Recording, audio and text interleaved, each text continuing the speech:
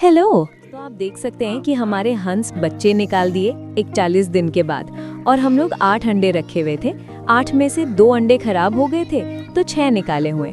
तो अब इसे चराने के लिए नदी में ले जा रही है। तो हमें इसके साथ साथ चलना पड़ रहा है ताकि कोई टठेरा या कौवा इसके बच्चे को लेकर भाग ना जाए। इसलिए इसके पीछे पीछे भी हम लोग 4-5 दिन तक देखेंगे।